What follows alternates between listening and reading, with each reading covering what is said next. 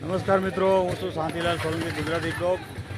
આજે આપણે આવ્યા છીએ પાલીતાણાથી 4 કિલોમીટર અંતરે આતર રોડ પર ગિરનારી ઉદાસી આશ્રમ સંત શ્રી ચેતનદાસ બાપાના ધૂણે। અને આજે પુરુષોત્તમ માસમાં જ્યાં દર 3 વર્ષે શ્રી રામકથા હોય કે શિવકથા હોય કે અન્ય પણ 3 વર્ષે એક સુંદર આયોજન થાય છે, ઐતિહાસિક આયોજન થાય છે। તો ચાલો હું તમને આપણે સંત શ્રી ચેતનદાસ બાપુના આશ્રમની મુલાકાત કરીએ। અને અહીં રામકથા પારાયણ ચાલી રહી છે, તેના વક્તા છે પરમ પૂજ્ય સદગુરુ શ્રી જયદેવ શરણદાસજી મહારાજ। તો ચાલો મિત્રો આપણે આશ્રમમાં જઈને સર્વપ્રથમ આપણે સંત શ્રી ચેતનદાસ બાપુના ધૂણાના દર્શન કરીએ, ત્યારબાદ આપણે કથાનું સમગ્ર આયોજન વિશે હું તમને માહિતી આપીશ। તો મારી યુટ્યુબ ચેનલ શાંતિલાલ સોલંકી ગુજરાતી બ્લોગમાં નવા હોય તો ચેનલને સબસ્ક્રાઈબ કરજો, લાઇક કરજો, શેર કરજો અને કોમેન્ટમાં લખજો ઓમ નમો નારાયણ। ચાલો મિત્રો આપણે અંદર જઈએ। આ આશ્રમનો મુખ્ય પ્રવેશદ્વાર છે।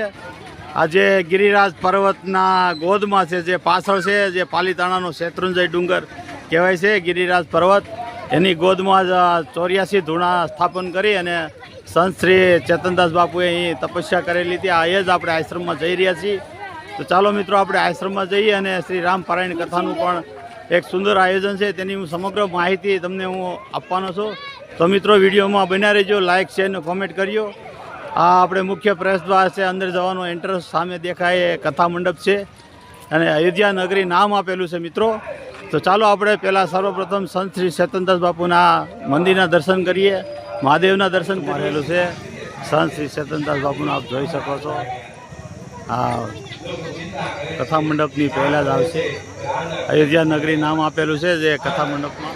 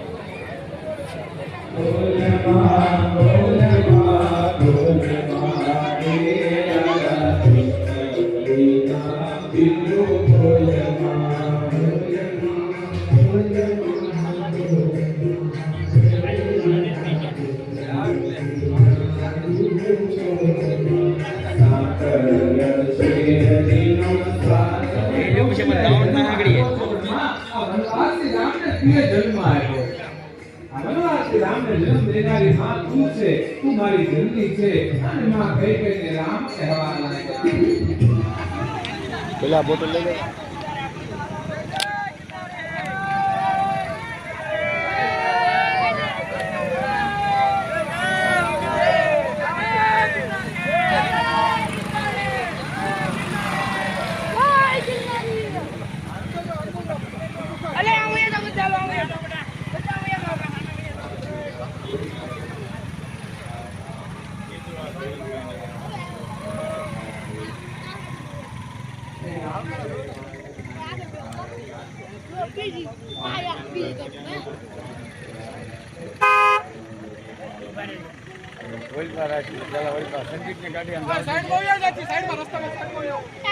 સંગીત ને ગાડી જવા દે પછી કરે।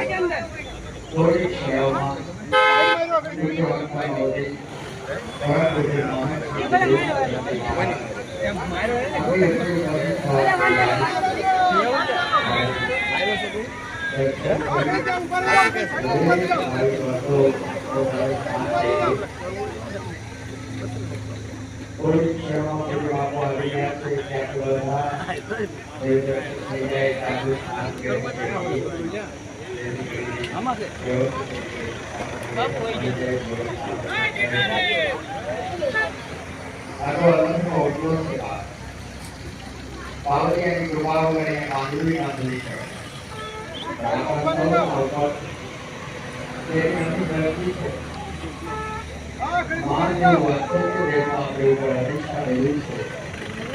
અધિષ્ઠા દેવના વાત કરી અને આપણે તેના કોણની દિનાંત કરી રહ્યા છીએ એવા પરમ પૂજ્ય સંત શિરોમણી શ્રી જગન્નાથ બાપુના ચરણોમાં આપણે દિનાંત કરી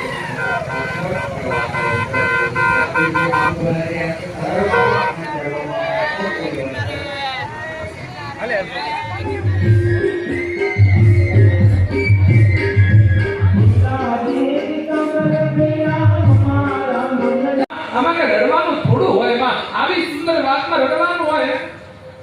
માં હું વનમાં જાઉં અને મને કેટલા ફાયદા માં હું વનમાં જાઉં ને માં તો મારા પિતાનું વચન ચૂકાશે નહીં, મારા પિતાનું વચન પાળી કરવાશે. માં હું વનમાં જાઉં તો ઋષિ મુનિઓને યજ્ઞ પૂરા કરાવવા અહીંયા દોડીને આવવું પડતું. માં હું સામેથી જાય તો યજ્ઞ પૂરા કરાવીશ, મને સાધુ સંતો મળશે, મને વનનું જીવન જીવવું ગમશે. માં કેટલા ફાયદા. અને હે માં સાચા મારી માં કઈ કઈ ઈચ્છા પૂરી કેવી કરાશે. માં આટલા બધા લાભ હોવા કઈ કઈ કીધું માં મોઈ કહું માં તો તાત દુઃખ કારણ. માં બતાવ ને માં મારા પિતાના દુઃખનું કારણ શું છે. માં મારા જેવા દીકરા મારા બાપને જમીન પર આટવું પડે, દુખી થાય. માં ધૂળ પડે મારા જીવનમાં કે એને જલ્દી મારા પિતા શું કામ રડે છે. માં મારા દુઃખનું રડવાનું કારણ મારા પિતા. દીકરા દીકરા તમારા પિતા છે ને એ તમારા કારણે મારા કારણે. હા કે દીકરા એમાં થયું એવું ને રામ તમારા પિતાજી આનંદમાં આનંદ. આપ જોઈ શકો છો કથા મંડપની બહાર પણ રબ સાચવી શ્રોતાઓ આવી ગયા છે.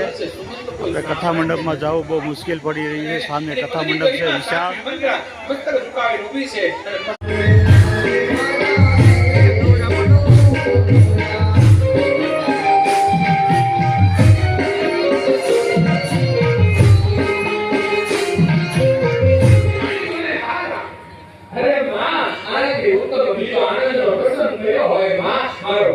આપણે આશ્રમમાં તો 24 કલાક ચા બન્યો નકરા દૂધની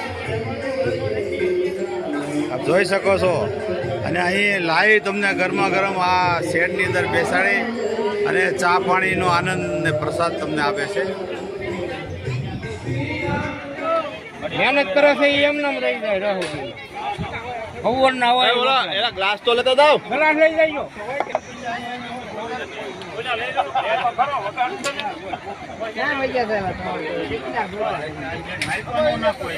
ક્યાં નાખતા કોઈ રહો.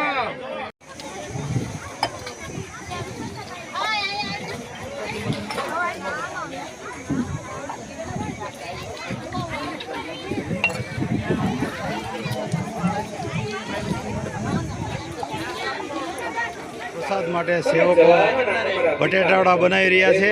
આપ જોઈ શકો છો આજે પ્રસાદમાં બટેટાવડા છે. લાખો સેવકો અહીં સેવામાં આવી ગયા છે. મિત્રો આપ જોઈ શકો છો આ વિશાળ દર્શન થાય. ઋષિઓના યજ્ઞ રક્ષણ કરો, ઋષિઓનું રક્ષણ કરો ને માં સૌથી મોટી વાત સંપત જનની તો વનમાં જાઓ તો તારી ઈચ્છા પૂરી થઈ. મિત્રો વિડીયોને લાઈક શેર ને કોમેન્ટ કરજો ને શક્ય હોય તો એકવાર આ ગિરનાર ઉદાસી આશ્રમના દર્શને પધારજો. સામે ગરમા ગરમ મિક્સ ભજીયા બની રહ્યા છે. આ વિશાળ રસોડું છે જે લાખો ભક્તોનો અહીં પ્રસાદ બની રહ્યો છે મિત્રો. અને લાખો સેવકો અહીં સેવામાં પણ આવે છે. જોઈ શકો છો આપ.